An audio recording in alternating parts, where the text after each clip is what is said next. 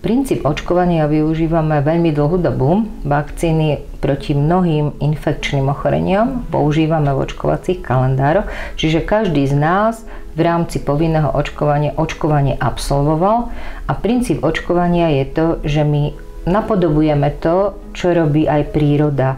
To znamená, my bez toho, aby sme ochoreli, podáme nejakú očkovaciu látku, ktorá obsahuje len nejakú zložku, proti ktorej sa imunitný systém zmobilizuje a začne tvoriť protilátky. Čiže aby potom, keď sa znova stretne s tým vírusom, s baktériom, s akýmkoľvek patogénom, teda ako s nejakým mikroorganizmom, alebo teda je to vírus a baktéria, tak samozrejme potom on vie reagovať, vie ho hneď zneškodniť, nespôsobí infekciu.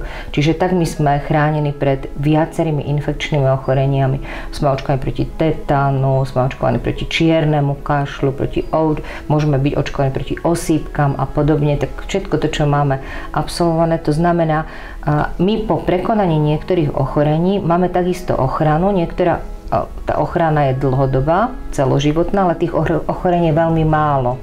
Ale veľakrát môžeme ochorieť odznova. Áno, na niektoré ochorenia máme len takú krátkodobú ochranu. A tie očkovacie látky presne tak fungujú, že dostane sa do tela vlastne len určitá časť látky, ktorá spôsobí len to, že môj imunitný systém to zaregistruje a začne vytvárať tú imunitnú ochranu, aby ja na budúce, keď sa stretnem s tým vírusom alebo s baktériou, som už mala tie protilátky alebo bunky, ktoré vedia ho zlikvidovať bez toho, aby ja som potom ochorela. Takže ten princíp je v zásade veľmi jednoduchý. Čo je najzložitejšie, je vyrobiť takú očkovaciu látku, aby bola účinná a aj aby bola bezpečná.